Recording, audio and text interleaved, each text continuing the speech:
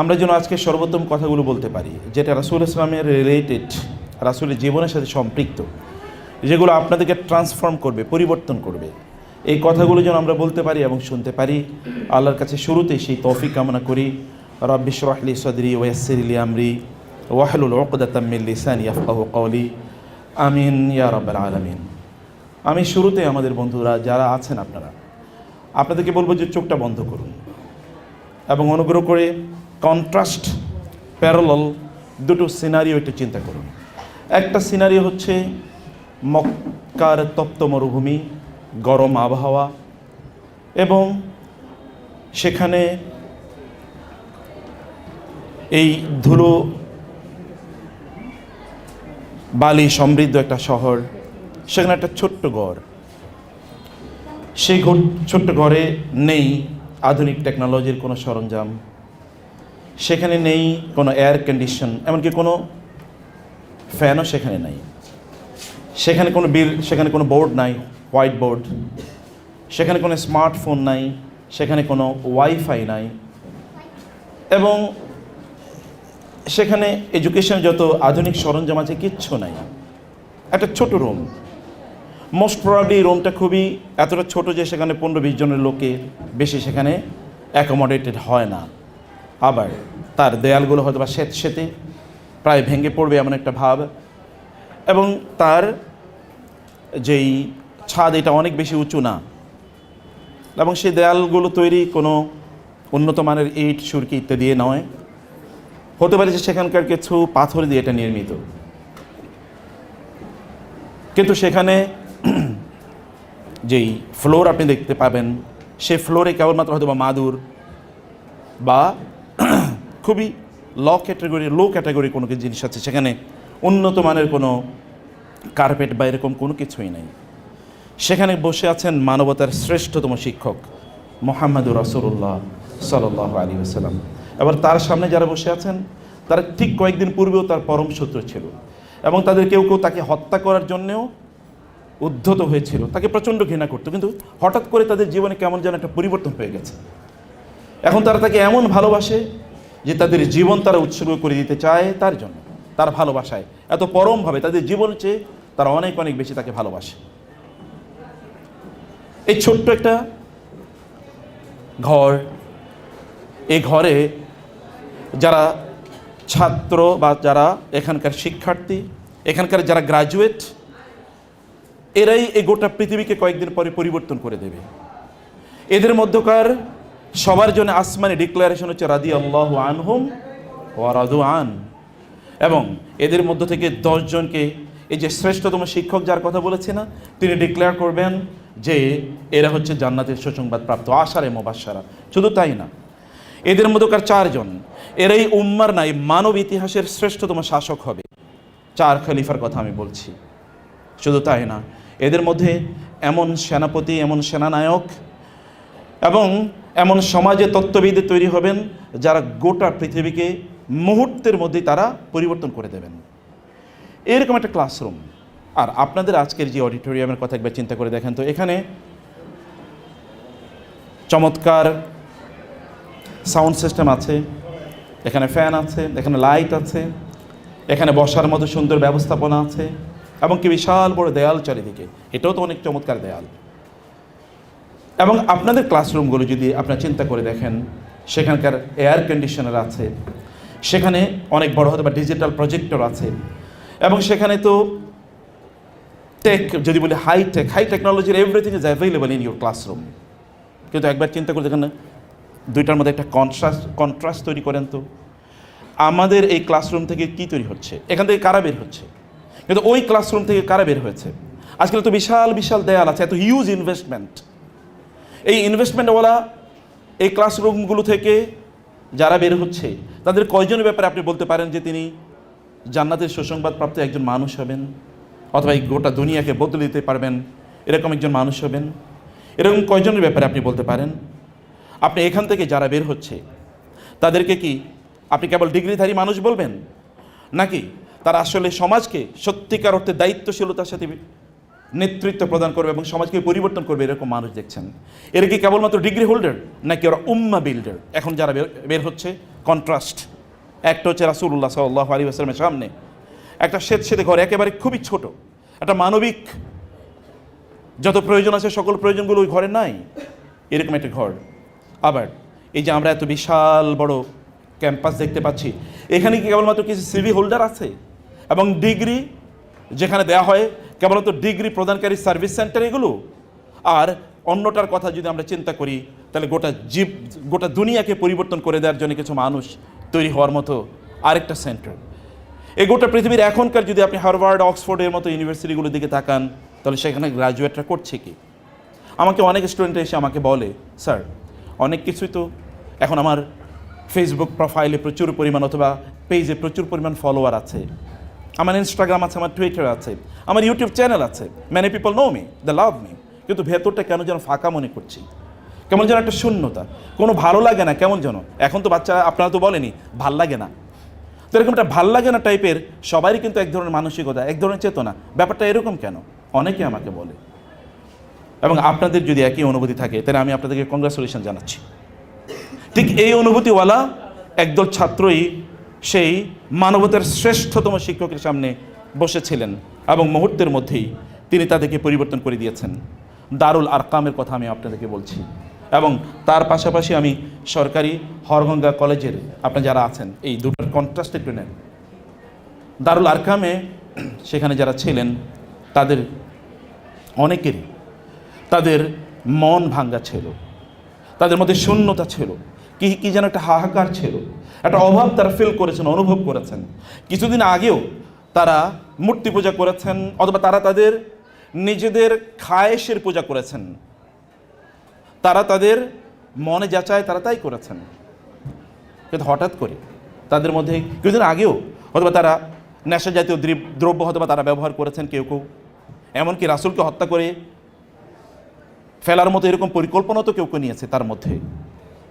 আপনি যদি এরকম এত বড় তো নিশ্চয়ই আপনি করেন নাই, কিন্তু আপনার অন্তরে যদি একটা হাহাকার থাকে, একটা শূন্যতা, এমটিনেস ফিল করেন, যদি আপনার মনে হয় যে না আমার কিছু করা দরকার, আমার পরিবর্তন হওয়া দরকার, তো আমি আপনাদেরকে কংগ্রাচুলেশন জানাচ্ছি। এই অডিটোরিয়ামটাও কিন্তু দারুল আরকাম কিছুক্ষণের জন্য এটা হতে পারে, এবং আপনিও দারুল আরকামের ছাত্রদের মতো আপনার নিজকে বা ছাত্রীদের মতো আপনার নিজকে আপনি চিন্তা করুন। আপনার if your hearts are broken and if you feel empty inside you, তাইলে you have greater chance to transform you. আপনি আপনার নিজকে পরিবর্তন করার মতো একটা বড় ইস্যু আপনার সামনে আছে। মনে রাখবেন, অনেক বড় হল রুম, অনেক বড় বিল্ডিং বড় মানুষ তৈরি করে না, বড় মানুষ তৈরি করে বড় মন, বড় মানুষ তৈরি করে বড় শিক্ষক এবং শিক্ষিকারা। বড় মানুষ তৈরি হওয়ার জন্যে বড় ফ্যাসিলিটি, হাইটেক এগুলো কোনো কিছুর প্রয়োজন হয় না। আমরা দুর্ভাগ্যজনকভাবে আমরা বিশাল বড় ক্লাসরুম বানিয়েছি, আমরা অনেক পাবলিক ফ্যাসিলিটি অথবা অনেক একাডেমিক ফ্যাসিলিটি আমরা তৈরি করেছি, ফ্যাসিলিটির অভাব নাই, কিন্তু আমরা ভালো মানুষ তৈরি করতে পারি না। আমরা বরং যাদেরকে তৈরি করছি তারা বুনো, আমরা যাদেরকে তৈরি করছি তারা আদিম, তারা এখনও সেই জঙ্গলের লাইফে ফিরে যেতে চায়। তারা বলে আমরা ন্যাচারাল হতে চাই, ন্যাচারাল নামে তারা LGBTQ এর সদস্য তারা হতে চায়। ছেলেরা মেয়ে হয়ে যাবে, মেয়েরা ছেলে হয়ে যাবে, আমার যা মনে চায় আমি তাই হতে চাই, যেমন খুশি তেমন সাজো। এরকম একটা পরিস্থিতিতে আমরা আছি। এই পরিস্থিতিকে যদি আপনাদের নিজেদেরকে আপনাদের পরিবর্তন করতে মনে চায়, তাহলে আজকে আপনাদের টপিকটা এরকমই। নবী সাল্লাল্লাহু আলাইহি ওয়াসাল্লাম ছিলেন একজন শিক্ষক, আজকে শিক্ষক কি তার পথ অনুসরণ করছে? এবং দারুল আরকামের ছাত্ররা তারা ছিলেন তাদের নিজেদেরকে নয় কেবলমাত্র সমাজকে পরিবর্তনের অনুঘটক, আপনাকে আপনাদের নিজেদেরকে এরকম পরিবর্তন করতে চান কিনা? রাসূলুল্লাহ সাল্লাল্লাহু আলাইহি ওয়াসাল্লাম তিনি আসলে কি ছিলেন? আল্লাহ তাআলা তার ব্যাপারে কোরআনে কমপক্ষে 4 জায়গায় বলেছেন, হুয়াল্লাযী বাআসা ফিল উম্মিয়িনা রাসূলাম মিনহুম লাকাদ মান্নাল্লাহু আলাল মুমিনিনা ইয বাআসা ফীহিম রাসূলাম মিনহুম। এরকম অনেকগুলো আয়াতে আল্লাহ তাআলা বলেছেন রাসূলুল্লাহ সাল্লাল্লাহু আলাইহি ওয়াসাল্লামের কাজের মধ্যে আল্লাহ তাআলা বলে তার 1 নম্বর কাজ হচ্ছে তেলাওয়াত করা। তেলাওয়াতের মানে কি? তেলাওয়াতের মানে হচ্ছে তার সামনে যে সকল শিক্ষার্থীরা আছে তাদের মগজগুলোকে, তাদের ব্রেনকে একেবারে ওপেন করে দেওয়া, উন্মুক্ত করে দেওয়া to the world of knowledge. জ্ঞানের রাজ্যে তাদের মগজকে, তাদের চিন্তা চেতনাকে উন্মুক্ত করে দেয়। আপনাদেরকে আমি বলবো, আপনার প্লিজ আপনাদের চিন্তা চেতনাকে উন্মুক্ত করে দেন, অন্যদিকে তাকানোর প্রয়োজন নেই। কে দরজা দিয়ে আসছে, কে দরজা দিয়ে যাচ্ছে, এটা আপনাদের ইস্যু না। আপনাদের ইস্যু কিন্তু এটি is also etiquette of listening. আমরা অনেক ভালো স্পিকার, বাঙালিরা বিশেষ করে, কিন্তু আমরা অনেক ওয়ার্স টাইপের লিসনার। আমরা ভালো করে শুনতে পারি না, অথবা আমরা শুনি না। অথচ সাহাবায়ে কেরাম রাদিয়াল্লাহু তাআলা আনহুম ভালো স্পিকার ছিলেন না, তারা ছিলেন ভালো লিসনার। এটা আল্লাহ বলছেন, ক্বালু সামি'না ওয়া আতা'না, তারা বলেছে আমরা শুনলাম এবং আমরা মানলাম। ভালো শোনা এটা সবচেয়ে বড় কোয়ালিটি ভালো বলার চেয়ে। ভালো শুনলেই কেবল আপনি ভালো জানতে পারবেন, তারপরে শোনা ভালো, তারপরে ভালো বলার কথা। অর্থাৎ মনোযোগ দিয়ে শোনা এটা একটা হিউজ কোয়ালিটি। এই কোয়ালিটিটা আপনি অর্জন করতে পারলে আপনার জীবনের পরিবর্তনের সূচনা বা শুরু এখান থেকেই মূলত। আমি যে কথা বলছিলাম, আল্লাহ সুবহানাহু ওয়া তাআলা তার রাসূলকে 3টি দায়িত্ব, এই আয়াতে মূলত 4টা দায়িত্বের কথা বলা হয়েছে, কিন্তু ঘুরে ফিরে যদি আমি এটাকে 3টাতে ট্রান্সফর্ম করি, তাহলে 1 নম্বর কাজ ছিল তিলাওয়া, reading in front of the people, speaking in front of the people, in front of his students, যেন তাদের মাইন্ড, যেন তাদের মগজ, যেন তাদের চিন্তা, তাদের থটস, এগুলো যেন ওপেন হয়, এগুলো যেন উন্মুক্ত হয়ে যায়, এবং এর মাধ্যমে তারা যেন to the world of knowledge, pure knowledge, authentic নলেজের প্রতি যেন তাদের ব্রেন যেন উন্মুক্ত হয়ে যায়। এবং 2 নম্বর হচ্ছে তাসকিয়া। কেবল নলেজ অর্জন করলেই চলবে না। আমরা যদি আজকের পৃথিবীর দিকে তাকাই, তাহলে ইনফরমেশন সুপার হাইওয়ে অথবা টেকনোলজির সুপার হাইওয়েতে আমরা বসবাস করছি। Data is everywhere. আমরা এখন ডেটা ওভারলোডেড, এত ডেটা, পত্রপত্রিকার অভাব নাই, টেলিভিশনের অভাব নাই, এবং সোশ্যাল মিডিয়াতে তো ডেটা, এবং ইউটিউবে কেবল ডেটা। রাত্রে 2টা পর্যন্ত টকশো, কেবল জ্ঞান বিতরণ। আপনি যদি নববীর রাসূলুল্লাহ সাল্লাল্লাহু আলাইহি ওয়াসাল্লাম সেই দারুল আরকামের কথা একবার চিন্তা করে দেখেন, দারুল আরকামের সিলেবাস কি? দারুল আরকামের ছাত্র কয়জন এবং শিক্ষক কয়জন? শিক্ষক তো একজনই। এবং সিলেবাস কি? সেখানকার টেকনোলজি কি? সেখানকার টেকনোলজি বা সিলেবাস কেবল একটাই, তাহলে কোরআন। এর বাইরে কিছুই নেই, এর বাইরে কোনো কিছুই নেই। আর হাজারো সাবজেক্ট, আপনি আজকের এই বিশ্ববিদ্যালয় কলেজে কত সাবজেক্ট আছে, গোটা পৃথিবী জুড়ে কত নতুন জ্ঞান তৈরি হচ্ছে, কিন্তু মানুষের কি উন্নয়ন হয়েছে? কি মনে হয় আপনাদের? মানুষের কি উন্নতি হয়েছে? মানুষের কি মানবিকতা, মৌলিকত্ব, অথবা যদি আমরা তাদের মূল্যবোধের কথা বলি, এটি কি ডেভেলপিং অর ডিক্রিজিং? মানুষ কি is progressing or it is degenerating? এটা তো আসলে আরও মানুষ আগের চেয়ে আরও পশু হয়ে যাচ্ছে। এখন আপনি চারিদিকে তাকালে দেখতে পাবেন মানুষের মধ্যে সে মানবিক মূল্যবোধ, এই যে মানুষ নাকি অন্য কোনো প্রাণী। Sometimes we can't differentiate between a human beings and an animal. এবং একজন বুজুর্গ, তিনি একজন আল্লাহওয়ালা, তিনি একবার হারিকেন নিয়ে দিনের বেলা তিনি ঘুরছিলেন। লোকেরা থেকে প্রশ্ন করলেন, আপনি দিনের বেলা হারিকেন দিয়ে কী করছেন? বলে, মানুষ খুঁজছি। বলে, মানে দিনের বেলা আবার মানুষ খুঁজছেন, আবার বাজারে গিয়ে? তো বলে, সবই তো মানুষ, আপনি মানুষ, আবার এখানে আলো আছে, আপনি কী খুঁজছেন? এখানে আলোর তো অভাব নাই। তিনি বললেন, তোমরা মানুষ দেখছো, আমি তো একটা মানুষ দেখতে পাই না, আমি তো একজনকেও মানুষ দেখতে পাই না। You will have to have your inner eyes in order to look. কেবলমাত্র এই চর্মচক্ষু দিয়ে দেখা যায় না, একটা ভেতরের চোখ আছে, যেটাকে সিক্স সেন্স আপনারা বলেন। এই ভেতরের চোখ দিয়ে দেখতে হয়। ভেতরের চোখকে জাগ্রত করার জন্য তাসকিয়া লাগে। আল্লাহ তাআলা তার রাসূলকে এই মিশন দিয়ে পাঠিয়েছেন, তাসকিয়া। যে মানুষগুলো এতদিন নারীদেরকে টিজ করতো, এখন তারা নারীদের জন্য, নারীদের সম্মানকে আহত করবে, তাদের সামনে, তাদের উপস্থিতিতে, তাদের সমাজে, এটা কেউ চিন্তা করতে পারে না। আল্লাহ রাসূল সাল্লাল্লাহু আলাইহি ওয়াসাল্লাম চ্যালেঞ্জ করে বলেছেন, আমি এমন সমাজ নির্মাণ করব, মাত্র 23 বছর, এর মধ্যে 13 বছর তো মক্কায় নিগৃহীত, নির্যাতিত, নিপীড়িত, কোনো কথাও বলতে পারেন না। কারণ ট্যাগিং, ফ্রেমিং, ব্র্যান্ডিং তাকে বলা হতো, বিভিন্নভাবে নির্যাতন, নিপীড়ন, পারসিকিউশন, এগুলোর মধ্যে মক্কায় তিনি কাজ করতে পারেন না। মদিনায় হিজরত করে গিয়েও 6 বছর যুদ্ধের ময়দানে তাকে কাটাতে হয়েছে। মাত্র অল্প কয়েক বছর, কেবল হুদাইবিয়া সন্ধির পরই তিনি ফ্রিলি দিন প্রচার করতে পেরেছেন। এই এতটুকু সময়ের মধ্যে তিনি যে সমাজ বিনির্মাণ করেছেন, এই সমাজের ব্যাপারে তিনি চ্যালেঞ্জ করে বলেছেন, ওই সানা থেকে হাজারা মাউত পর্যন্ত, এই 1000 কিলোমিটার একজন নারী দিনের আলোতে এবং রাতের অন্ধকারে হেঁটে আসবে, অথবা তার ওটে চড়ে আসবে, একজন পুরুষও তার দিকে তাকাবে না, এমনভাবে শ্যান দৃষ্টিতে, খারাপ দৃষ্টিতে, অথবা তাকে টিজ করে তো বহু পরের কথা, তার দিকে এরকম খারাপ দৃষ্টিতে তাকাবে না। আমি এমন একটা সমাজ বিনির্মাণ করে যেতে চাই, এমন সমাজ বিনির্মাণ আমি করব, এবং তাই তিনি করেছেন।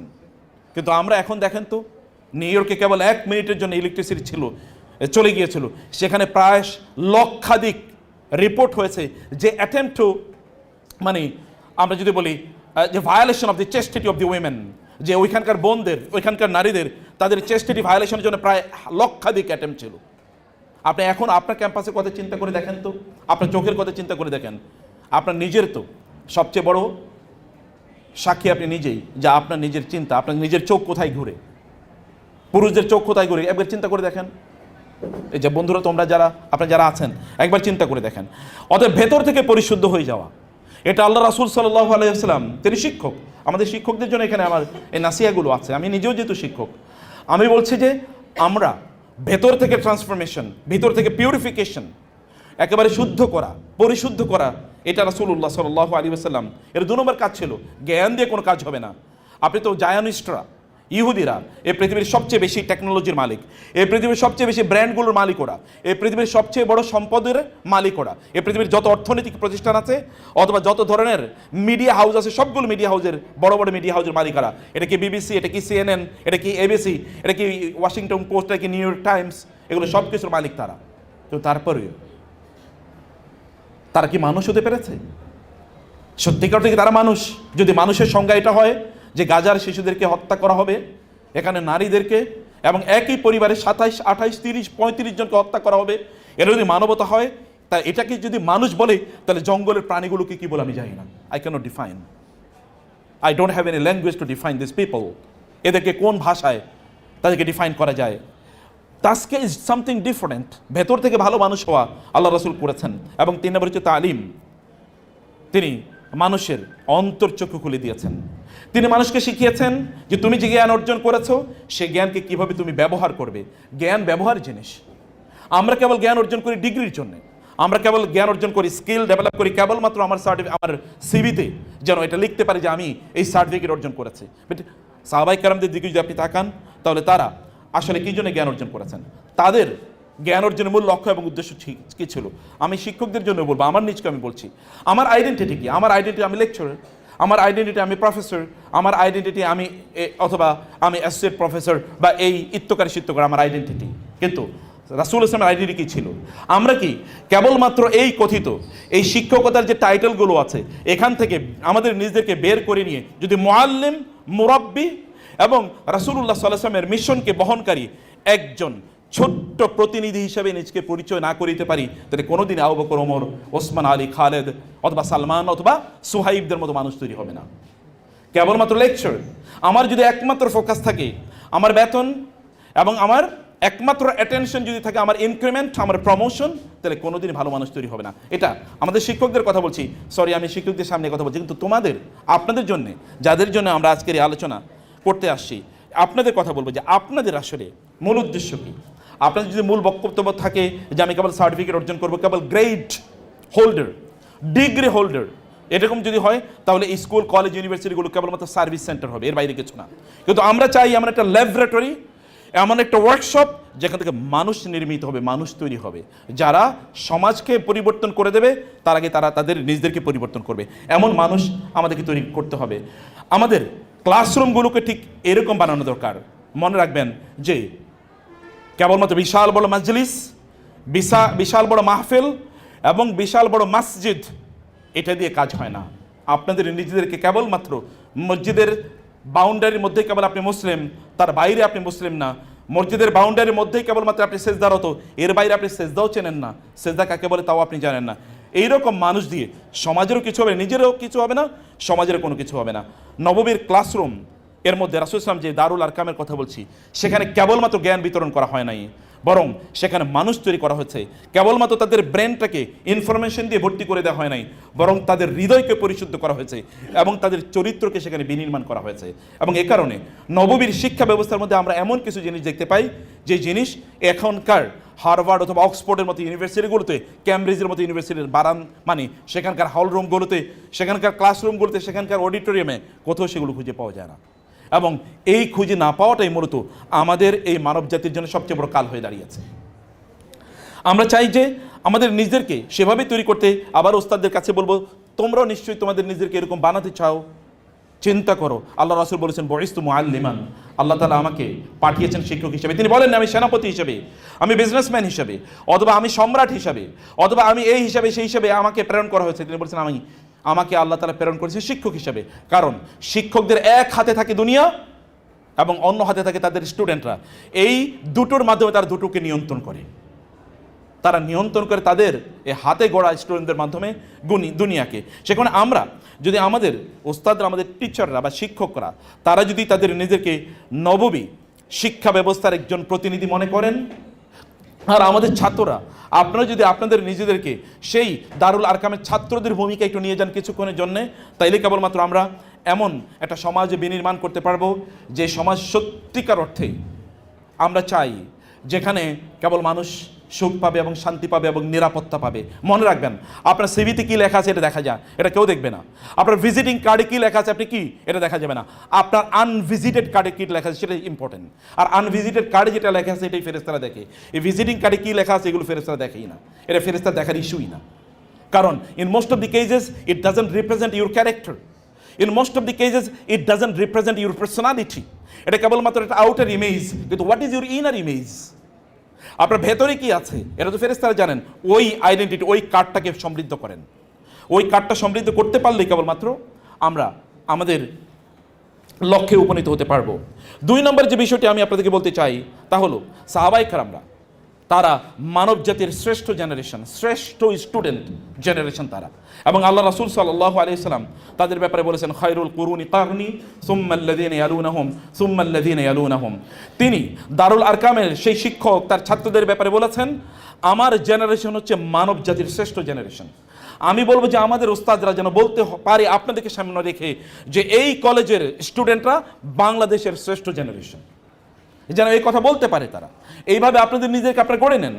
রাসূলুল্লাহ সাল্লাল্লাহু আলাইহি ওয়াসাল্লাম তার সামনে কি ছিল, তার অথবা ছাত্রদের সামনে আপনারা যারা আছেন, আপনাদের বলবো যে আপনাদের সামনে কি আছে এটা একবার ওই দারুল আরকামের সাথে একবার চিন্তা করুন। রাসূলুল্লাহ সাল্লাল্লাহু আলাইহি ওয়াসাল্লাম এর ছাত্রদের সামনে ছিল একটা চমৎকার সিলেবাস। সেই সিলেবাসটা কি কোরআন এবং ওয়াহিভিত্তিক নলেজ। 2 নম্বর হচ্ছে তাদের সামনে ছিল ভালো শিক্ষক, এবং 3 নম্বরে তাদের ছিল সিরিয়াস নিয়াত। আপনি কি নিয়াত শব্দটি শুনেছেন কোনোদিন? হ্যাঁ বলেন তো, নিয়াত মানে কি? সংকল্প, ডিটারমিনেশন, আপনার ফার্মনেস, আপনার রেজোলিউট হার্ট, যে আপনি ভেতর থেকে আপনি সিদ্ধান্ত নিয়েছেন যে আপনি কি করবেন। সাহাবায়ে কেরাম রাদিয়াল্লাহু তাআলা আনহুম আজমাইন তাদের এরকম একটা ব্যবস্থা ছিল, এবং এই কারণে সেখান থেকে নির্মিত হয়েছে খলিফা, গভর্নর, অর্থনীতিবিদ, এবং সেখান থেকে তৈরি হচ্ছে কেবলমাত্র আজকে যে আপনি দেখতে পাচ্ছেন যে ভূগোল অথবা আপনার যে ম্যাথমেটিক্স আজকে দেখতে পাচ্ছেন, ওইখান থেকে এরা তৈরি হয়েছে। আজকের এই পৃথিবীর সবচেয়ে বড় কারিজ হচ্ছে এখানে গুড অ্যাডমিনিস্ট্রেটর নাই। এখানে যারাই ক্ষমতায় যায় তারা স্বৈরাচার হয়ে যায়, যেমন ডোনাল্ড ট্রাম্প স্বৈরাচার হয়ে যায়। আমাদের দেশের কথা নাই বললাম, এরকম যেমন দূরের কথা বলছি, এরকম লোক তৈরি হয়ে যায় সেখানে। কিন্তু তার সামনে যারা ছিল, একজন ওমরের কথা চিন্তা করে দেখেন, তিনি খলিফা, অর্ধ পৃথিবীর শাসক। তিনি আসছিলেন খুতবা দেওয়ার জন্য, কারণ খলিফারা খুতবা দেবেন, যারা রাষ্ট্রপ্রধান তারাই সবচেয়ে বড় জুমার মসজিদে তারা খুতবা দেবেন। এটাই নিয়ম, এটাই ইসলামী খেলাফতে বা ইসলামিক অ্যাডমিনিস্ট্রেশনের নিয়ম। তিনি আসলেন, যখন তিনি খুতবা দিতে উঠবেন তখন সেখানকার অর্থমন্ত্রী দাঁড়িয়ে বলেন, অর্থমন্ত্রী আবু উবায়দা দাঁড়িয়ে বললেন, আমিরুল মুমিনিন খুতবা দেওয়ার আগে আমার প্রশ্নের উত্তর দেন। বলে কি, আপনি নতুন জামা পাইলেন কোত্থেকে?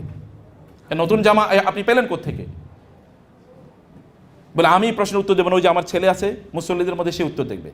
কারণ তিনি বললেন, আমি ব্যাখ্যা করি, মুসল্লিরা তো তাহলে ভুল বুঝবে আমাকে যে আমি কেন বলছি। আমি বলছি যে গতকাল আপনি গনিমতের মালগুলো বন্টন করেছেন, তোর মধ্যে তো প্রত্যেকে একটা করে টুকরো পেয়েছে কাপড়ে, এক টুকরা দিয়ে তো এরকম জামা হয় না, জুব্বা হয় না, 2 টুকরা লাগে। তো আপনি এরকম নতুন জামা পেলেন কোথায়?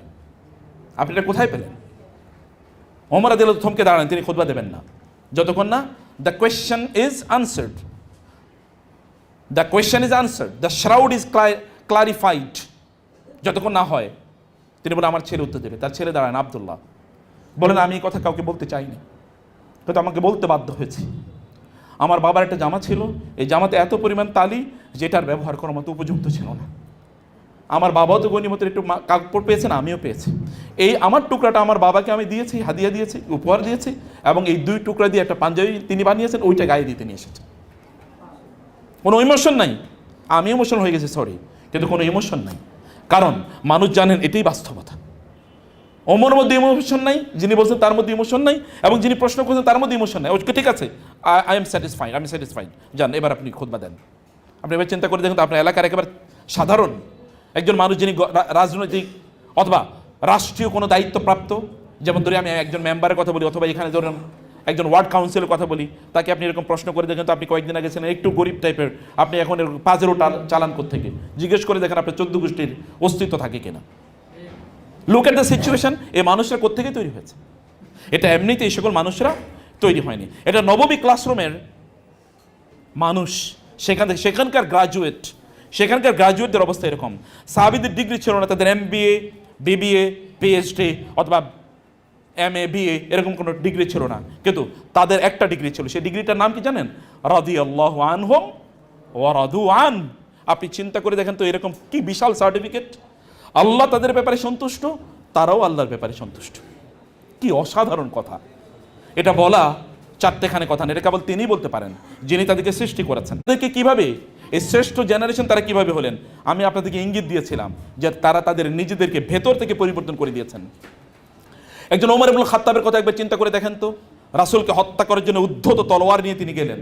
প্রতিমধ্যে একজন বললেন তুমি কোথায় যাও? বলে আমি মুহাম্মদকে হত্যা করতে যাই।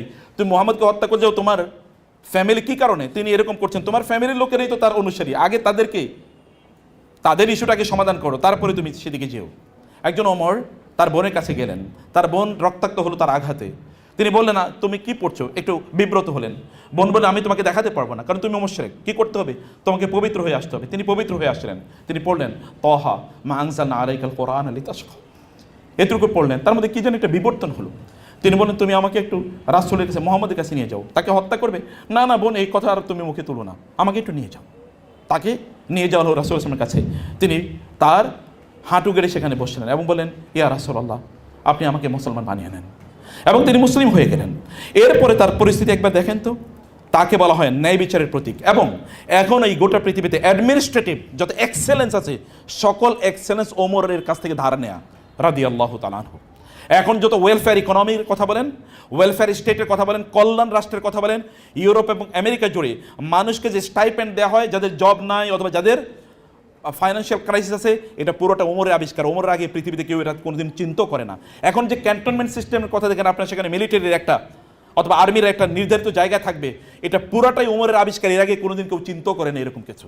মানে ওমর রাদিয়াল্লাহু তাআলা আনহু এই মানব জাতিকে এত অ্যাডমিনিস্ট্রেটিভ পলিসি তিনি উপহার দিয়েছেন, যেটা মানব জাতির হাজার জিনিয়াস যদি একত্রিত হয় তাহলে ওটা দেওয়া সম্ভব না। কোথাকার ছাত্র তিনি? কে তাকে শিখিয়েছেন?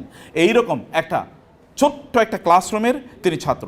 আপনারা যদি আজকে ঠিক ওমর রাদিয়াল্লাহু তাআলা আনহুর মতো তো আপনার রাসূলকে আর হত্যা করতে যান নাই, এত বড় মানে ক্রাইমের চিন্তা তো আপনার করেন নাই, কিন্তু আপনারা তো তার চেয়ে অনেক ছোট অবস্থা আছেন। আপনি ধরেন এখন ঠিকমতো নামাজ পড়তেন না, আপনি হয়তো আপনার দায়িত্ব বুঝেননি, আপনি হতে পারে যে এখানকার ক্লাসগুলোতে ঠিকমতো অ্যাটেন্ড করেন না, আপনি হয়তো বুঝেন নাই যে আপনার লক্ষ্য এবং উদ্দেশ্য কী। এরকম কোনো ক্রাইসিস হয়তো আপনার মাঝে ছিল। এমন কোনো ক্রাইসিস আপনার মাঝে থাকলে কোনো সমস্যা নাই, কংগ্রাচুলেশন, আপনি এখনও আপনার নিজকে একজন ওমরে পরিণত করতে পারেন। ওমর রাদিয়াল্লাহু তাআলা তিনি প্রমাণ করে গিয়েছেন, অতীত যত কালোই হোক না কেন, অন্ধকারাচ্ছন্ন হোক না কেন, আপনার ভবিষ্যৎ একটা বিশাল বড় ভবিষ্যৎ আপনার সামনে অপেক্ষা করে। কেবল আপনাকে সিদ্ধান্ত নিতে হবে, আপনাকে ভেতর থেকে পরিবর্তন হওয়ার জন্য কাজ করতে হবে। আপনার মুসাব ইবনে উমাইরের কথা একবার চিন্তা করে দেখেন তো, এখানে যারা ফ্যাশন যুবক যারা আছেন, ফ্যাশন যুবতী যারা আছেন, মুসাব ইবনে উমাইর মক্কার সবচেয়ে পাওয়ারফুল, সবচেয়ে ইনফ্লুয়েন্সিয়াল, সবচেয়ে সেলিব্রিটি একজন যুবক, যিনি এমন পারফিউম ব্যবহার করতেন, রাস্তায় যদি কোনো জামা কাপড় পরে তিনি যেতেন তাহলে অন্যরা বুঝতে পারতো যেখানে মুসাব আসছে, কারণ পারফিউমটা এমন।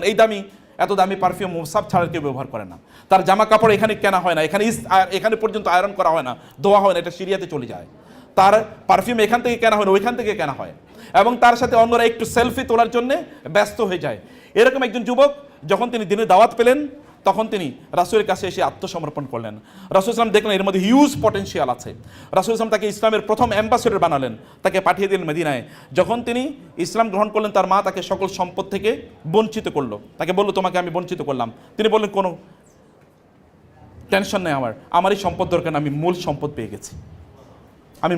পেয়ে গেছি। তাকে মদিনায় পাঠিয়ে দেওয়া হলো। আল্লাহ রাসূল জানতেন তার মধ্যে কি আছে। এবং তিনি মদিনার সমাজকে, একজন যুবকী যে আপনাদের বয়সের, আমি জানি না তার বয়স আপনাদের চেয়ে কমও হতে পারে, আপনাদের চেয়ে কমও বয়স হতে পারে, তার মদিনায় গেলেন, গোটা মদিনার সমাজকে পরিবর্তন করে দিয়েছেন, গোটা মদিনার সমাজকে পরিবর্তন করে দিয়েছেন। কিভাবে দেখেন তো, ফ্যাশন থেকে কিভাবে তিনি এগুলো থেকে কিভাবে তার নিজকে তিনি দাওয়াতের ময়দানে নিয়ে আসলেন, ট্রেন্ড থেকে, কালচার থেকে কিভাবে তিনি তার নিজকে এরকম দিনের পথে নিয়ে আসলেন। এবং কিভাবে সেলিব্রিটি তথাকথিত এই যে সোশ্যাল মিডিয়া সেলিব্রিটি অথবা ধরেন এই যে সেলফি সেলিব্রিটি থেকে কিভাবে তিনি স্যাক্রিফাইশিয়াল সেলিব্রিটিতে তার নিজকে নিয়ম মানে উন্নীত করলেন। সেলফি কেবল আমাদের তো কেবল সেলফি, আমরা কোনো প্রোগ্রামে যাই কেবল সেলফি তোলার জন্য, কোনো রেস্টুরেন্টেও যাই সেলফি তোলার জন্য, কোথাও বেড়াতেও যাই একটাই কারণ, তাহলে সেলফি তুলবো এবং কতজন লাইক করবে, কতজন কমেন্ট করবে, এটি আমার ইস্যু। আমার সবচেয়ে মানে হ্যাপিয়েস্ট মোমেন্ট, সবচেয়ে নাইসেস্ট মোমেন্ট, মোস্ট বিউটিফুল মোমেন্টগুলো আমি শেয়ার করতে চাই, ওয়ার্স্ট মোমেন্টগুলো আমি কারোর সাথে শেয়ার করতে চাই না। আপনি একবার মোসাবের মতো একবার নিজেকে চিন্তা করে দেখেন, এখানে অনেকেই আছে নিশ্চয়ই যারা ফ্যাশন সচেতন, আমি সেলিব্রেট করি এবং আমি আপনাকে এই কারণে মানে কংগ্রাচুলেট করি, নো প্রবলেম। আপনি ফ্যাশন সচেতন, আপনার মধ্যে স্ট্র্যাটেজিক থট আছে, আপনার মধ্যে অনেক উন্নত কিছু গুণ আছে, এই গুণগুলোকে আপনি রিডিরেক্ট করেন না। এটাকে আপনি রিলসের পেছনে কেন লাগাবেন, আপনি শর্টস দেখে কেন লাগাবেন, টিকটকের পেছনে কেন লাগাবেন, আপনি কেন ফেসবুকে অমুকের পোস্ট দেখে এবং স্ক্রলিং করে অথবা এখানকার ফেসবুকের ফিড দেখে, টুইটারের ফিড দেখে কেন আপনি কাটাবেন, আপনি ইউটিউবের পচা লেকচার শুনে কেন কাটাবেন? আপনার মধ্যে তো বিশাল সম্ভাবনা আছে। আরেকজন মোসাব আপনার মধ্যে লুকিয়ে আছে, এই কলেজের ক্যাম্পাসে আছে, কিন্তু আপনার নিজকে আপনার আবিষ্কার করতে, discover your self, no your self, আপনার নিজকে আপনি চুনিন, আপনার নিজকে আপনি জানুন এবং এর মাধ্যমে আপনি আপনার নিজকে পরিবর্তন করিতে পারবেন। মনে রাখবেন সাহাবায়ে কেরাম রাদিয়াল্লাহু তাআলা আনহুম আজমাইন, যাদের কথা আমি আপনাদেরকে বলছি, এরা প্রত্যেকেই কিন্তু জন্মগতভাবে কেউ ফেরেশতা ছিল না, জন্মগতভাবে কেউ সাধু ছিল না, জন্মগতভাবে সবাই আল্লাহওয়ালা এরকম ছিল না, কিন্তু তাদের মধ্যে একটা রেজুলেট মেন্টালিটি ছিল যে না, I want to transform my self, I want to change my self, আমার নিজকে আমি পরিবর্তন করতে চাই। আপনারা যদি ঠিক এইরকম একটা সিদ্ধান্ত নেন, তাহলে আপনারা এই কথিত ফ্যাশন অর্থাৎ কথিত সোশ্যাল মিডিয়া এবং পাবলিক ইমেজ এগুলোকে বাদ দিয়ে নিজেদের ইন্টারনাল ইমেজটাকে আপনারা তৈরি করতে চাবেন। সাহাবায়ে কেরামের চরিত্র, সাহাবায়ে কেরামের অবস্থা এরকম ছিল যে আমি যেটা বলেছি যে তারা নববী ক্লাসরুমে তারা ফেরেশতা হয়েছে, তারা ফেরেশতা হয়ে জন্ম নেয় নাই, অথবা নববী ক্লাসরুমে তারা এমন মানুষ হয়েছে যে ফেরেশতারা তাদেরকে দেখলে সালাম দিত। নববী ক্লাসরুমে তারা এমন মানুষ তৈরি হয়েছে যে শয়তান তাদেরকে দেখলে অন্য রাস্তা দিয়ে পালিয়ে চলে যেত। বলেন না রাসূল সাল্লাল্লাহু আলাইহি ওয়াসাল্লাম, ওমর কি হলো, আপনি যেই দিকে যান শয়তান দিকে অন্য দিকে যায়, পালায়, শয়তান দিকে ওই রাস্তায় যায় না। কিন্তু আমাদেরকে শয়তান কি বলে, আসো বন্ধু তোমার সাথে রাত কাটাই, তোমার সাথে খাই। এরকম যদি শয়তান আমাদেরকে বলে, ও যদি আমাদের বেস্ট ফ্রেন্ড হয় তাহলে তো আর কিছুই বলার নাই, ও যদি আমাদের বেস্ট ফ্রেন্ড হয় তাহলে কিছুই বলার নাই। খালিদ ইবনে ওয়ালিদের কথা চিন্তা করে দেখেন, এমনকি আপনি সেই খায়বরের এমনকি আপনি হুদাইবিয়া সন্ধি পর্যন্ত তিনি ইসলামের বিরুদ্ধে আছেন, হুদাইবিয়া সন্ধি পর্যন্ত। তো তার হুদাইবিয়ার সন্ধির পর তার মধ্যে কি চেতনা আসলো, চিন্তা আসলো, তিনি গেলেন মদিনাতে, গিয়ে বলেন ইয়া রাসূলুল্লাহ আমি ভুল করেছি, আপনি আমাকে মুসলমান বানিয়ে দেন। রাসূল বুঝলেন তার মধ্যে অমিত সম্ভাবনা আছে, বিশাল সম্ভাবনা আছে। রাসূল তার এই সম্ভাবনাকে একটু রিডিরেক্ট করলেন। আমাদের উস্তাদদের এটা বলছি যে আপনার স্টুডেন্টদের মধ্যে কারোর মধ্যে হয়তো এরকম কোনো সম্ভাবনা আছে, একটু রিডিরেক্ট করা। রাসূল সাল্লাল্লাহু দেখলেন না, তাকে এতদিন তিনি যা ছিলেন এমন শক্তিশালী সেনাপতি, এটা বিরল মানব ইতিহাসে, এটা একটা ডিফারেন্ট কাইন্ড অফ ব্রিড, এটা ডিফারেন্ট ব্রিড, এটা ভিন্ন রকম একটা বীজ। এই কারণে রাসূল সাল্লাল্লাহু তার নাম, তাকে উপাধি দিলেন আসাদুল্লাহ, এবং এই আসাদুল্লাহ তার মৃত্যু পর্যন্ত কোনোদিন কোনো যুদ্ধে পরাজিত হন নাই, যেখানে গিয়েছে সংখ্যার তার পক্ষে, কোথাও তার বিপরীতে সংখ্যা ছিল 1,00,000, তিনি মাত্র 3,000 নিয়ে যুদ্ধে বিজয় হয়ে চলে এসেছেন সেখানে। এমনকি যখন যুদ্ধের ময়দানে তিনি যুদ্ধ করতেন, সর্বদাই তিনি চিন্তা করতেন যুদ্ধের ময়দানে তিনি শাহাদাত বরণ করবেন, কিন্তু তিনি যুদ্ধের ময়দানে শাহাদাত বরণ করতে পারেন নাই। তিনি যখন মারা যাবেন তখন মৃত্যু শয্যায় তিনি আছেন তার বিছানায়, তিনি তার বন্ধুদেরকে ডেকে বললেন, দেখো আমি গোটা জীবন জুড়ে স্বপ্নে দেখেছিলাম যুদ্ধের ময়দানে আমি মারা যাব, তাহলে আমি শাহাদাতের মর্যাদা অর্জন করব, আর দেখো আমার শরীরটা তোমরা একটু খুঁজে দেখো। এই যে বন্ধুরা চিন্তা করেন, তিনি বলছেন যে আমার শরীরটা তোমরা একটু দেখো, এই গোটা শরীরে 1 ফোঁটা জায়গা নেই যেখানে তীর, তলোয়ার, বর্ষা ইত্যাদির আঘাত নাই, গোটা শরীরে এরকম আঘাত আছে। আমি তো চেয়েছি যুদ্ধের ময়দানে মারা যাব যেন আমি শাহাদাতের মর্যাদা পাই, কিন্তু দেখো আমি এখানে মারা যাচ্ছি। সাহাবায়ে কেরামরা বললেন যে এটা নিয়ে কোনো টেনশন করার কোনো কারণ নাই, আপনি আল্লাহ রাসূল না আপনাকে আসাদুল্লাহ, আল্লাহ রাসূল না আপনাকে সাইফুল্লাহ উপাধি দিয়েছেন, সাইফুল্লাহ আল্লাহর তলোয়ার উপাধি দিয়েছেন, অথবা আপনি টেনশন করবেন না। এবং রাসূল না এই কথা বলেছেন, কেউ যদি শাহাদাতের তামান্না করে এবং সে যদি তার বিছানায়ও মারা যায় তাহলে আল্লাহ তাআলা তাকে শহীদ হিসেবে মর্যাদা প্রদান করবেন। আপনি সে তামান্না করেছেন, একবার চিন্তা করে দেখেন তো আপনার শরীরে কি আছে, ট্যাটু আছে কিনা? তার শরীরে ছিল তলোয়ারের দাগ, যুদ্ধের ময়দানে তিনি যুদ্ধ করে তার নিজকে বীর হিসেবে প্রমাণ করেছেন, আর আমরা ট্যাটু দিয়ে বীর হিসেবে প্রমাণ করতে চাই। কি দুর্ভাগ্য এই জাতির, এই মানব জাতি দিয়ে হবে কি? আপনি ট্যাটু দিয়ে আপনার শরীরকে আপনি এরকম কিছু আপনি এটা প্রমাণ করতে চান, প্রিয় ভাইরা বোনেরা আমার, বেলাল রাদিয়াল্লাহু তাআলা কৃতদাস, সেখানে অনেকে হয়তো বা থাকতে পারে যে অনেক হাই ফ্যামিলি ব্যাকগ্রাউন্ডের না, অথবা টাকা পয়সা এরকম না যে বন্ধু বান্ধবের পেছনে সেটাবে ছিটাবে, এরকম না। এখানে আবার দেখতে খুবই ইমপ্রেসিভ না, এই কারণে কেউ তার বন্ধু বানায় না, তার পাশে কেউ বসতে চায় না। আপনি বেলালকে রাদিয়াল্লাহু তাআলা আনহু আপনার প্যারালালে দাঁড়া করান, একজন বেলাল, তাকে যে জুলুম অত্যাচার করা হতো। একজন খাব্বাবের কথা চিন্তা করে দেখেন তো, খাব্বাব রাদিয়াল্লাহু তাআলা কেবল দিনের কারণে তার উপর বনু উমাইয়া এমন জুলুম করেছে যে উত্তপ্ত জ্বলন্ত অঙ্গারের উপর তাকে শুইয়ে রাখা হতো, এবং তার শরীর, তার পিঠ পুড়ে ওইখান থেকে যে চর্বি পড়তো, এই চর্বির কারণে ওই আগুন নিভত। এর আগে ওরা আগুন নিভাতো না, আগুন নিভলে কেবল তিনি যেতে পারতেন। এবং তিনি যখন মদিনায় হিজরত করে গেলেন, সাহাবায়ে কেরাম তার পিঠ দেখে কাঁদতেন যে এরকম করেছে আপনার প্রতি।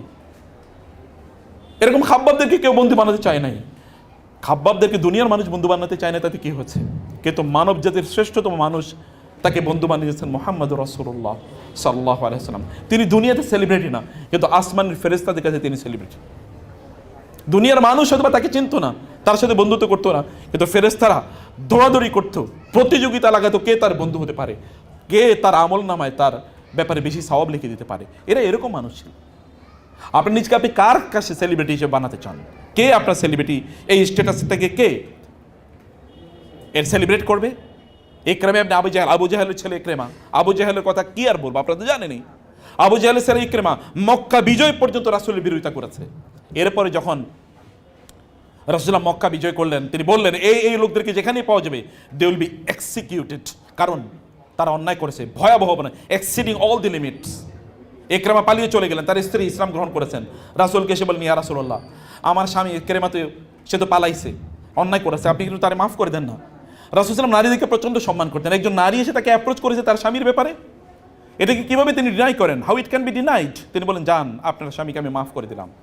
তার স্ত্রী তাকে আনার জন্য গেলেন, তিনি একেবারে ইয়েমেনের কাছাকাছি, সেই জেদ্দার কাছাকাছি, ইয়েমেনে পালিয়ে চলে যাবেন। তিনি দৌড়ে গেলেন, স্বামী, আমি তোমার জন্য রাসূল মানব জাতির এই আমার দেখা শ্রেষ্ঠতম মহানুভব মানুষের কাছ থেকে ক্ষমা নিয়ে এসেছি। সত্যি তিনি আমাকে ক্ষমা করে দিয়েছেন? হ্যাঁ, চলুন। তিনি তাকে নিয়ে আসলেন। এসে তিনি যখন রাসূলের কাছে বসলেন, বলেন, ইয়া মুহাম্মদ, আপনি কি আমাকে ক্ষমা করে দিয়েছেন? বলে, হ্যাঁ, ক্ষমা করে দিয়েছি।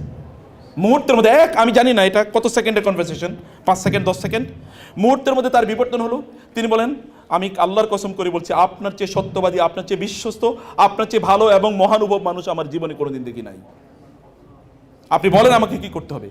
বলে, আমি তোমাকে বলছি, তুমি বলো আশহাদু আল্লা ইলাহা ইল্লাল্লাহ ওয়া আন্না মুহাম্মাদুর রাসূল। বলেন, আমি বললাম আশহাদু আল্লা ইলাহা ইল্লাল্লাহ ওয়া আন্না মুহাম্মাদুর রাসূলুল্লাহ, বললাম। বলে, তারপরে আমাকে কি করতে হবে বলেন? রাসূলুল্লাহ বললেন, এবার তুমি ইসলামের অনুশাসন হিসেবে চলবে। তিনি বলেন, না ইয়া রাসূলুল্লাহ, আমি আরেকটা কথা বলতে চাই। কি? বলো।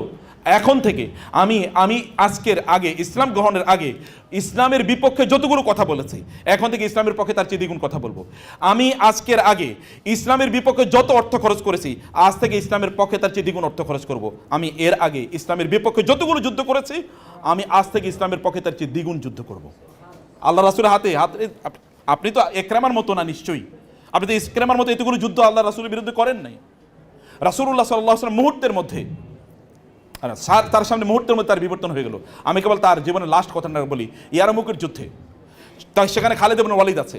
এর মধ্যে যে সোহরাব রুস্তমের নাম আপনারা শুনেছেন, সোহরাব এবং রুস্তম, রুস্তমের বাহিনী, রুস্তম ছিল সেনাপতি, তার ছেলে সোহরাব, রুস্তমের বাহিনী এসে মুসলমানদের উপর আক্রমণ করলো। বিশেষ করে যেখানে খালিদ ইবনে ওয়ালিদের টেন্ট, তাবু, এই তাবুতে আক্রমণ করলো। সেখানে ইকরামা খালিদ ইবনে ওয়ালিদের সাথে কথা বলছিলেন। হঠাৎ করে আক্রান্ত হয়ে মুসলমানরা তারা ছিন্ন বিচ্ছিন্ন হয়ে গেল।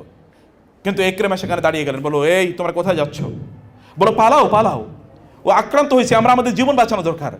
ইকরামা সেখানে দাঁড়িয়ে গেলেন এবং বললেন, হে মূর্খের জাতি, হে মূর্খরা, তোমরা কি জানো না আমি যখন কাফের ছিলাম তখন আমি আল্লাহর রাসূলের বিরুদ্ধে যুদ্ধ করেছি, ওই রকম কোনো যুদ্ধে আমি পালাই নাই। আর আমি ইসলাম গ্রহণ করার পর, আল্লাহর রাসূলের অনুসারী হওয়ার পর আমি যুদ্ধের মধ্যে থেকে পালাবো? তোমরা আমাকে কি মনে করছো? আমি রাসূলের অনুসারী হওয়ার পর যুদ্ধের মধ্যে থেকে পালাবো, এর আগে কোনোদিন পালাই নাই। আমার জীবন থাকতেও আল্লাহ রাসূলের দ্বীনের উপর কেউ আঁচড় ফেলবে, এটা হতেই পারে না। এরপর তিনি যুদ্ধ করতে করতে এখানে তিনি শাহাদাত বরণ করলেন। একজন ইকরামা, আপনি কেন একজন ইকরামা হতে পারবেন না? একজন ইকরামা আপনার পক্ষে হওয়া সম্ভব। আমি কেবল ভাইদের কথা বলছি, বোনরা বলবেন যে কি ব্যাপার, আমাদের কোনো উদাহরণ নাই নাকি? অসংখ্য আছে, হাজারো আছে। আমি কিন্তু in order two cut the story, long story short, আমি কেবল আপনাদেরকে ছোট্ট করে আর কয়েক মিনিটের মধ্যে যে কথাটি বলতে চাই প্রিয় ভাইরা বোনেরা আমার, আমাদের তাহলে গ্যাপটা কোথায়? আমরা কেন সাহাবায়ে কেরামের মতো এরকম উন্নত শিক্ষার্থী হতে পারি না? স্টুডেন্ট কেন আমরা হতে পারছি না? গ্যাপটা কোথায়? সাহাবায়ে কেরামরা কি শিখতো এবং কিভাবে শিখতো? তারা শিখতো কি? তারা যা শিখতো তারা আমরা কি শিখি? আমাদের ক্যাম্পাস সাহাবায়ে কেরামের ক্যাম্পাস, আমাদের স্টুডেন্ট লাইফ সাহাবায়ে কেরামের স্টুডেন্ট লাইফ, আমাদের মিশন সাহাবায়ে কেরামের মিশন, আমাদের লাইফস্টাইল সাহাবায়ে কেরামের লাইফস্টাইল। একটু প্যারালালি কন্ট্রাস্ট করুন, কম্পেয়ার করুন এবং দেখুন তারা কি করেছে। তারা শিখতো কেবলমাত্র আল্লাহ সুবহানাহু ওয়া তাআলাকে সন্তুষ্ট করার জন্য, আমরা শিখি কেবলমাত্র সার্টিফিকেটের জন্য। তারা আল্লাহকে সন্তুষ্ট করার জন্য শিখতো। তারা শিখতো কেবলমাত্র মানুষকে কিভাবে কল্যাণ দেওয়া যায় জন্যে, আমরা কেবল আত্মকেন্দ্রিক কিভাবে নিজের কল্যাণ করা যায়, এর বাইরে কিছুই বুঝি না। তারা শিখতো উম্মার দায়িত্ব কিভাবে নেওয়া যায়। এই যে উম্মা আজকে এতটা ক্ষত বিক্ষত, চারিদিক থেকে আগত, এই বাঘকে, এটা তো বাঘের জাতি, এই যে রাজার জাতি, এই রাজার জাতির এখন ভিক্ষুকে পরিণত হয়েছে। এটা মানবতার শিক্ষক জাতি, মুসলিম উম্মাহ মানবতার শিক্ষক জাতি, কিন্তু এখন তারা মূর্খের জাতিতে পরিণত হয়েছে। এরা হচ্ছে বাঘের জাতি, কিন্তু এখন তারা বিড়ালে পরিণত হয়েছে। এই জাতিকে জাগ্রত করার জন্য তারা জ্ঞান অর্জন করেছেন। আপনি কেন জ্ঞান অর্জন করছেন? আপনার what is the motive, what is the purpose, what is the objective, what is the secret behind your study? আপনি কেন পড়েন? আপনি যদি নাই জানেন আপনি কেন পড়েন, আপনি কোনোদিন উজ্জীবিত হবেন না, অনুপ্রাণিত হবেন না। এই পড়াশোনা আপনাকে কোনোদিন এগিয়ে নিয়ে যাবে না। ডিগ্রি কোনোদিন আপনাকে, ডিগ্রি স্যারদেরকে জিজ্ঞেস করে দেখেন, degree will not purchase anything for you, not in this world, not neither in the hereafter. এই দুনিয়া আখেরাতে কোথাও এই ডিগ্রি আপনার কোনো কাজেই লাগবে না, দুনিয়াতে কাজে লাগবে না। আমাদের কোনো ডিগ্রি আমাদের কোনো কাজে লাগে না। এখন তো সার্টিফিকেটের দিকেও তাকায়ও না। যারা যান জব মার্কেটে গিয়ে দেখেন সার্টিফিকেটের দিকে কয়জন তাকায়? সার্টিফিকেটের দিকেও তাকান, স্কিল, আপনি কি জ্ঞান কি প্রজ্ঞা অর্জন করে এসেছেন সেটা দেখান। আপনার কোনো সার্টিফিকেট লাগবে না, আপনি আমাকে দেখান যে আপনি কি স্কিল অর্জন করেছেন, আপনার কি চাকরি লাগবে আমাকে বলেন, আমি বলে গেলাম এখানে কি। আপনি কেবল স্কিল দেখান যে আপনি কি অর্জন করেছেন। Certificate doesn't matter. Certificate the western, এটা কেবলমাত্র এটা একটা মানে বিজনেস এন্টারপ্রাইজ। সার্টিফিকেট ছাড়া মুসলমানদের যখন এডুকেশনাল সিস্টেম ছিল তখন এরকম সার্টিফিকেটের কোনো এই জাতীয় ধারণাও ছিল না। আপনি স্কিল অর্জন করেছেন। ইমাম বুখারী রাহিমাহুল্লাহ কোথা থেকে সার্টিফিকেট নিয়েছেন? এক ধরনের সার্টিফিকেট ছিল, কিন্তু এরকম না। এক ধরনের সার্টিফিকেট ছিল, তার ওস্তাদরা বলেছে হ্যাঁ তুমি এখন থেকে পড়াতে পারবা, ব্যাস। আমি যেটা বলছিলাম যে এখন আমাদের অধিকাংশেরই মূল লক্ষ্য উদ্দেশ্য কি? তাহলে জব, টাকা, স্ট্যাটাস, মাইগ্রেশন, ইমিগ্রেশন, এর বাইরে কোনো কিছুই না। আপনি জব এবং ওই সাবজেক্টগুলো আমরা পড়ি যেই সাবজেক্টগুলো আমাকে মানুষ না বানিয়ে কি একজন জব সিকার বানাবে। কেবল আমি চাকরি খুঁজবো এবং দেখেন আপনাদের মূল লক্ষ্য কি? একটা সরকারি চাকরি। সরকারি চাকরি কেন? তাইলে এই চাকরির কোনোদিন যাবে না। কারণ একটাই, যে আমি যতই অথর্বহী না কেন এই চাকরির কোনোদিন যাবে না। এরকম একটা মানসিকতা নিয়ে আমরা জব মার্কেটে আমরা যেতে চাই।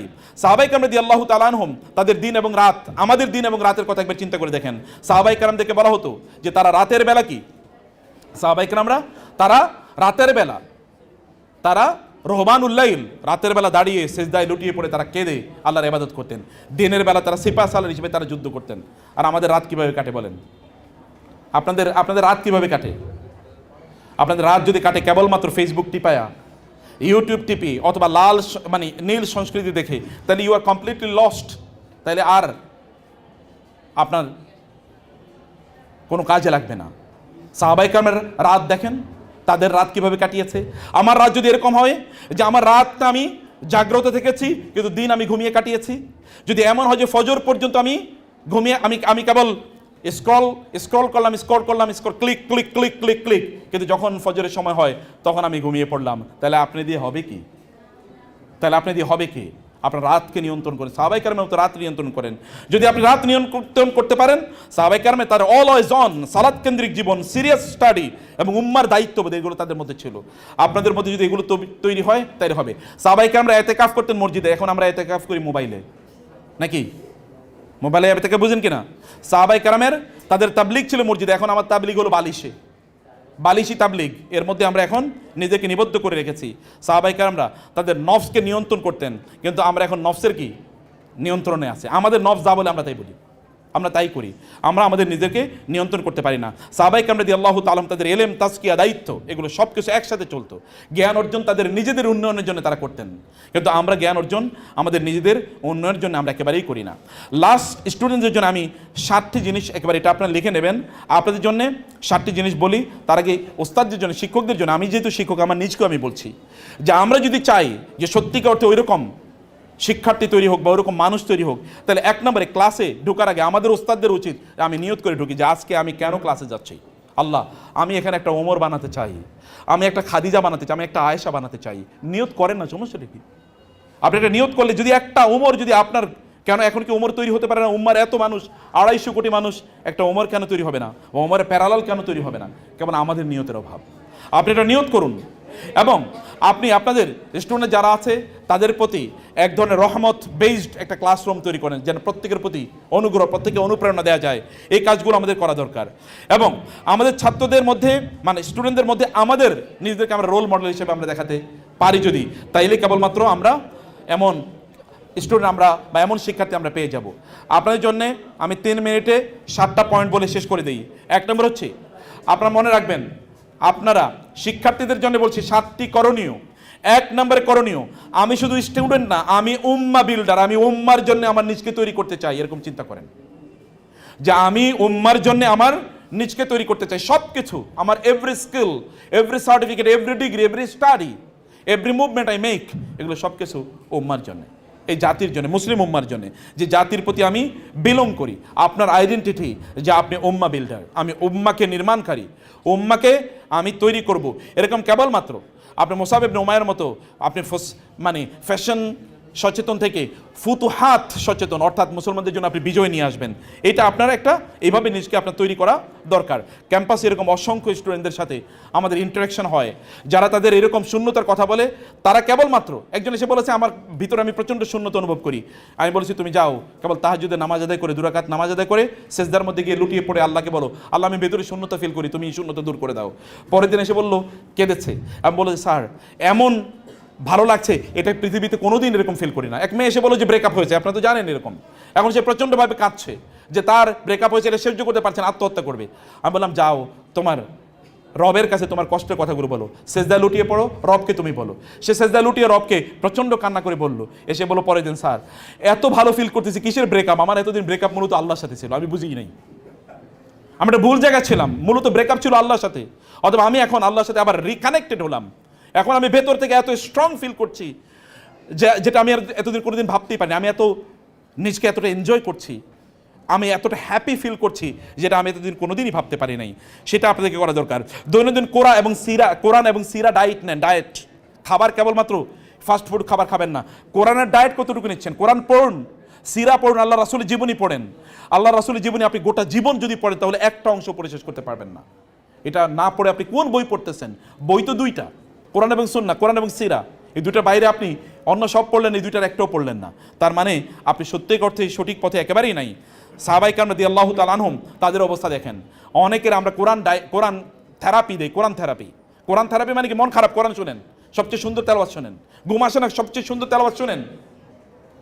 আপনার ব্রেনটা কাজ করছে না, সবচেয়ে সুন্দর তেলাওয়াত শুনে দেখেন আল্লাহ তাআলা ব্রেনকে কিভাবে উন্মুক্ত করে দেন, ওপেন করে দেন, এক্সপ্যান্ড করে দেন আল্লাহ সুবহানাহু ওয়া তাআলা। 3 নম্বরে যেটি, তাহলে যে আপনাদের পড়াশোনা ইবাদত, আমানত এবং দায়িত্ব। পড়াশোনাটাকে ইবাদতে রূপান্তরিত করেন, পড়াশোনাটাও ইবাদত। তখন আর আপনি ওই হুমায়ুন আহমেদের উপন্যাস আর অমকের, শার্লক হোমসের আর শেক্সপিয়ারের আর সমরেশ মজুমদারের বই পড়ে আর আপনি কাটাবেন। আপনি জানেন যেটা ইবাদত, এটা পড়লে তো ইবাদত হবে না। আপনার জ্ঞান অর্জন করা দরকার, প্রজ্ঞা বুদ্ধিমত্তা এটা অর্জন করা দরকার। এভাবে আপনি তখন আপনার পড়াগুলো পড়বেন। এবং চতুর্থ হচ্ছে আপনার টাইম ম্যানেজমেন্ট। রাতকে বাঁচান, ফজরকে সময় দেন। মনে রাখবেন যদি আপনি ফজর এবং এশা যদি যথাসময়ে জামাতের সাথে আদায় করতে পারেন, আল্লাহ তাআলা আপনাকে ডিভাইন প্রোটেকশন প্রদান করবেন, কোনো ক্ষতি হবে না আপনার, কেউ কোনো ক্ষতি করতে পারবে না। এবং দেখেন আপনার বারাকা, ফজরের বারাকা যদি আপনি না নিতে পারেন, আপনি কিয়ামত পর্যন্ত বেঁচে থাকলেও কোনো কাজ করতে পারবেন না। পৃথিবীতে যত সফল মানুষ আছে, সকল সফল মানুষের দিকে তাকিয়ে দেখেন। এমনকি খ্রিস্টানরা, আমি যদি বলি ওই যে আপনি এই যে যার ফেসবুকটা টিপান, ওই ফেসবুকের মালিকের জিজ্ঞেস করে দেখেন, ওরেই জিজ্ঞেস করেন, অথবা চ্যাট জিপিটিকে জিজ্ঞেস করেন, অথবা গুগলে জিজ্ঞেস করেন সে কখন তার সকাল শুরু করে, জিজ্ঞেস করে দেখেন। ওয়ারেন বাফেটের কথা, অথবা এই যে আপনার কি বলে, এই যে চায়নার ওই যে আলিবাবার মালিক অথবা অ্যামাজনের মালিক, জিজ্ঞেস করে দেখেন তারা সকাল কবে শুরু করে। আপনি দুনিয়া জয় করতে চান আর ঘুম থেকে উঠবেন 10টায়, এটা কোনোদিন হবে না, ইম্পসিবল। 2টা বিপরীত মেরুর কাজ। অতএব এটা আপনার ফজর ধরুন, রাতের বেলা আল্লাহ তাআলা ঘুমের জন্য দিয়েছেন, শরীর নষ্ট হয়ে যাবে, আপনি করবেন কি? আপনাকে দিয়ে দুনিয়াও হবে না, আখিরাতও হবে না। অতএব আপনাকে শরীরকে শক্তিশালী রাখুন। এবং পঞ্চম যেটা হচ্ছে দারুল আরকাম স্টাইলে ছোট সার্কেল বানান। আমি উস্তাদদেরকেও বলবো এবং আপনাদেরকেও বলি, তোমাদেরকেও বলি, তোমরা যদি চাও সমাজকে পরিবর্তন করতে, তাইলে দারুল আরকাম স্টাইলের ছোট্ট স্টাডি সার্কেল তৈরি করতে হবে। ওই যে রাসূল ইসলাম যে দারুল আরকাম, এখানে যে উম্মাহ বিল্ডিং ট্রেনিং সেন্টার, অল্প গোটা পৃথিবীতে যারা বিপ্লব আনে এরা কিন্তু বিশাল সংখ্যক লোকেরা না। বাংলাদেশের প্রেক্ষাপটে চিন্তা করে দেখো তোমরা, যে বিপ্লব কয়জন করে, নেতৃত্ব কয়জন দেয়, একটা ইনার সার্কেলে, কোন একটা স্টাডি সার্কেলে তৈরি হয়েছে 8, 10 জন, 15 জন, 20 জন, এরাই নেতৃত্ব প্রদান করে গোটা পৃথিবী জুড়ে। রাসূল ইসলামের ওই যে দারুল আরকামে যে কয়েকজন তার স্টাডি সার্কেলে জয়েন করেছিল, এটা এখন আমরা বিশাল মাহফিল করি, এই যে কলেজ বিশাল কনফারেন্স করবে, এগুলো দিয়ে কোনোদিন পরিবর্তন হবে না। এই 1000 কোটি, আমরা প্রতিদিন বলি 1000 কোটি মাহফিল প্রতিদিন যদি বাংলাদেশ হয়, বাংলাদেশ পরিবর্তন হবে না। পরিবর্তনের ধারাই না এটা পরিবর্তন ধারা না। স্টাডি সার্কেল করতে হবে 5 জন, 7 জন, 10 জন, তোমরাই 10 জন একত্রিত হয়ে যাও, আমরা স্টাডি সার্কেল করব, আমরা পড়বো এই বইগুলো, 50টা বই পড়বো আগামী 1 বছরে। দেখো তোমার নিজকে তুমি এমন জায়গায় নিয়ে যাবা, এই কলেজের একজনও তোমার প্যারালালি দাঁড়াতে পারবে না। এটাই হচ্ছে সিস্টেম, পরিবর্তন সিস্টেম। ইনার সার্কেল তৈরি করা, স্পেশাল কেউ সার্কেল তৈরি করা, স্পেশাল সার্কেল তোমাদেরকে তৈরি করতে হবে। এবং ষষ্ঠ হচ্ছে ভালো নেটওয়ার্ক, ভালো সোহবত এবং ভালো কন্টেন্ট। ভালো তোমার বন্ধু কারা, তোমার 7 জন বন্ধুর নাম বলো, আমি বলবো তোমার চরিত্র কেমন, আর কিছু বলা লাগবে না।